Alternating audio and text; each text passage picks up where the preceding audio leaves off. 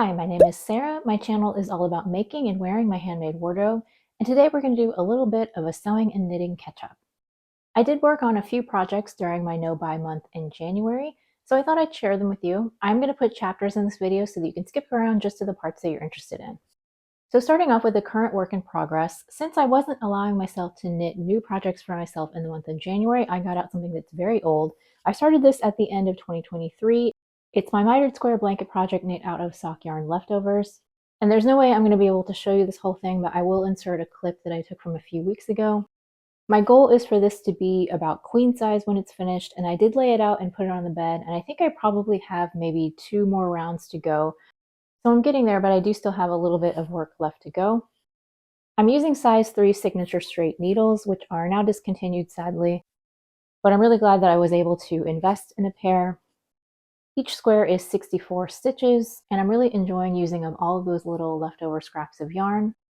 And this blanket is just going to be so nice whenever it's finished. Hopefully by the end of the year, maybe, not sure, but I'm going to aim for that goal to finish it by the end of 2025. Next up is this Grasser number 1100 bomber jacket. Now, fair warning, the bulk of this video is going to be about this jacket. I actually started this in December. It was part of a Minerva brand ambassador project, so I did receive this red corduroy for free, and I actually made a matching set technically with this jacket and the Dawn jeans that I showed you from a previous video. I did not actually style them together because I'm not wearing the Dawn jeans right now because the fly is messed up, but if you want to know more about that, go back and watch that other video. So in December, I actually cut out all of the pieces for both this jacket and the pants, but then I didn't start sewing this jacket until early January, and it took me almost the entire month to finish. I want to say that sewing time, it probably took me about 20 to 25 days to make this jacket. I 100% would not recommend this for a beginner. It's pretty involved. It's fully lined. It has a lot of pieces. There's both front and back yokes. There's a 2-part sleeve with a cuff. There's these patch pockets that have a fake flap. This is not functional up here. The pocket openings are actually on the side, but the pocket is fully lined. It has elastic at the bottom here on this band. There's just a lot going on with this project. If I'm going to be 100% honest, I did not enjoy sewing this at all. I was still recovering from my injury and also feeling a little bit down, so I didn't really feel like working on it. But also it was just very complex and there was a lot of steps and the instructions were not the best in my opinion. Oh, I forgot to mention sizing. I apologize. This is a Russian size 40 in the shortest height bracket. And for sizing alterations, all I did was shorten the sleeve by 2 inches. The lining fabric is a tencel twill that I purchased from Style Maker Fabrics a few years ago. If you want more details on the pattern and the sizing, please go visit the description box because I'll have the link to the pattern down there. Now, one of the things about this jacket that made it kind of unpleasant to sew was the fabric. It's a really nice quality fabric, but as I mentioned in my Dawn jeans video, it was really kind of hard to work with. The wide wales were just kind of a little bit stretchy and they didn't want to hold their shape very well, and the fabric kept wanting to shift under my machine. Now, my machine has a built-in walking foot that I use almost 100% of the time on every project, so I did have my walking foot engaged, but still the layers kept wanting to shift on me where like the bottom layer would be a little bit wider when I finished the seam than the top layer, so I'd have to unpick and do it again, and that was a little bit frustrating. So the fabric itself made it a little bit difficult to work with. This tencel twill is a little bit heavier than a typical tencel fabric, but I did go ahead and spray starch it to make it easier to work with. I didn't really have any difficulty with this inner fabric.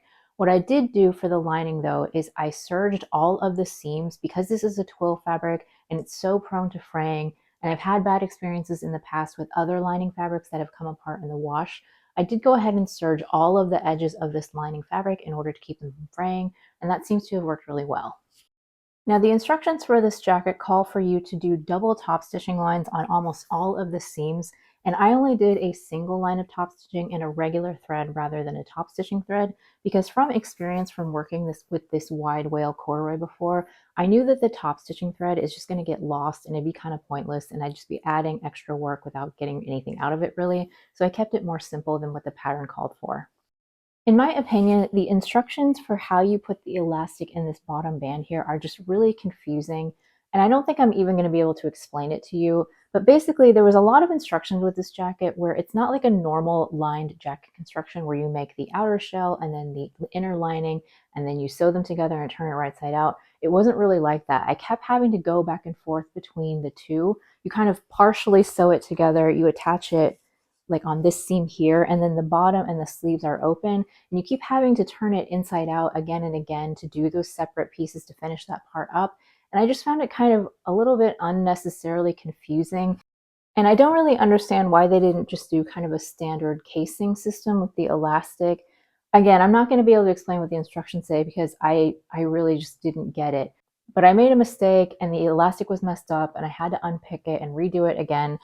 So overall, I'd say I found the instructions to be a little bit overly complicated, and they used photos instead of illustrations, which is not my favorite way to follow instructions. I just find them a little bit less clear. But in the end, I was able to muddle my way through it, and I think that it turned out okay. Another issue that I had with the construction of this jacket was with the buttonholes.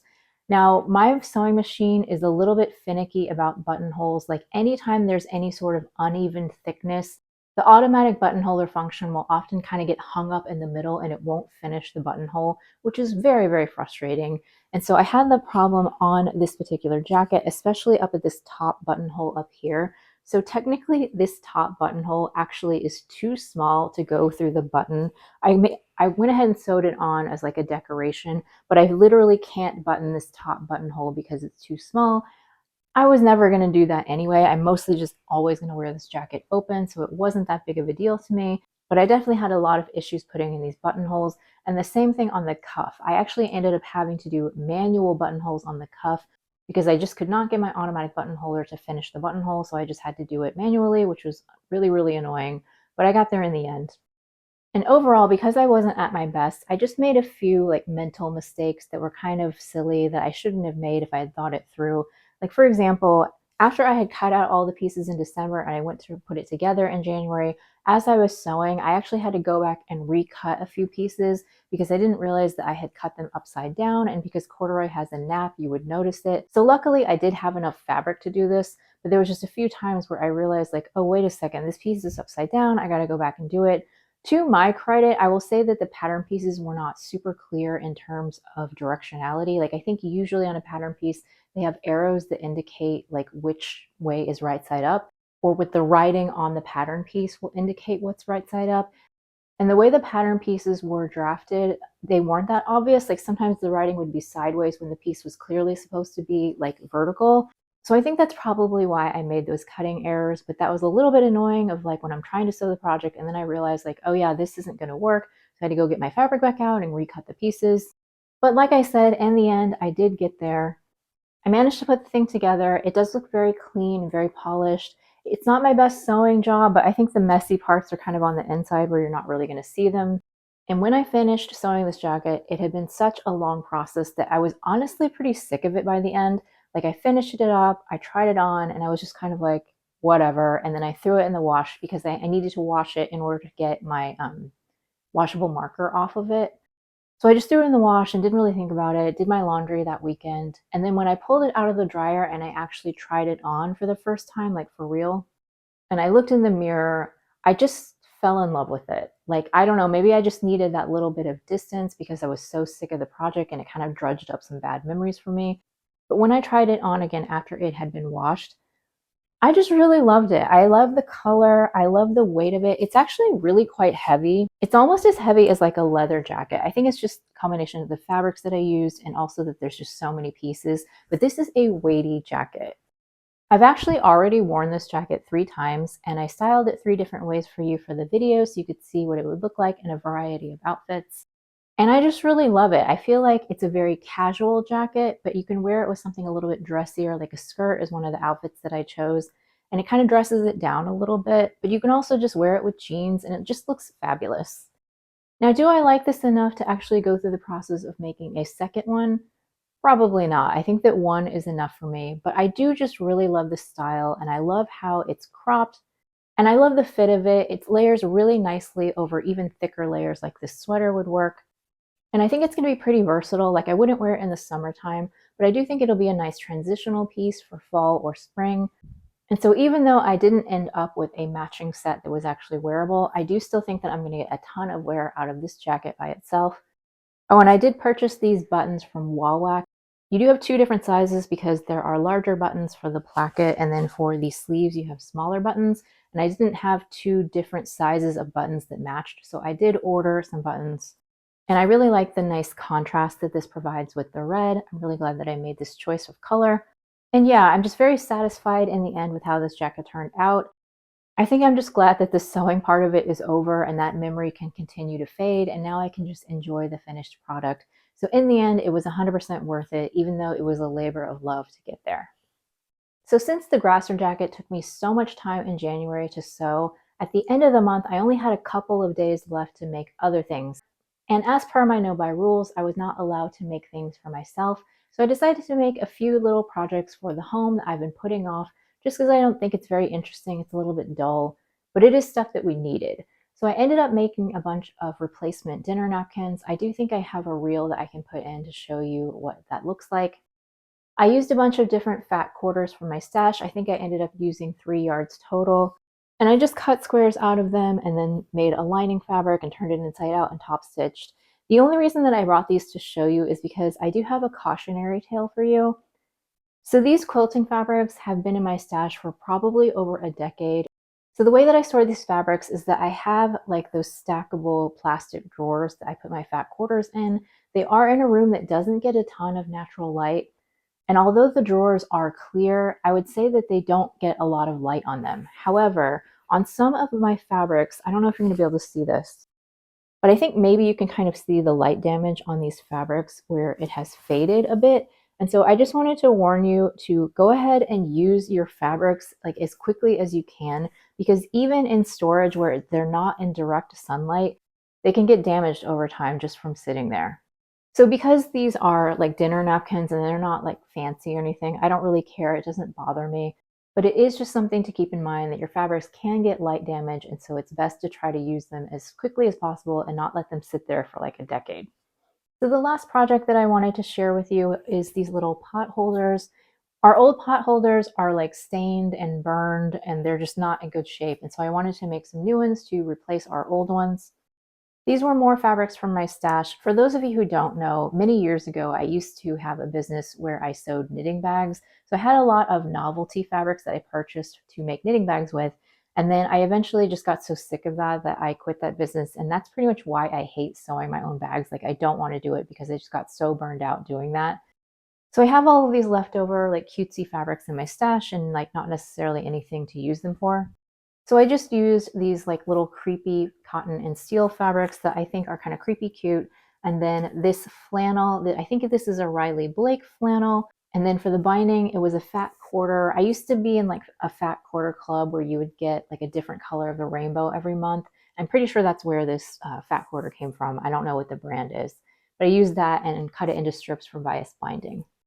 So two of the little hot pads have these little pockets where you can put your hand in, and then one is just flat. It's more of like a like you can set a warm pot on it. Originally, I had started to do a tutorial where it's just one long rectangle that has the pockets at the end. And then I remembered that we used to have one of those and my husband didn't like it.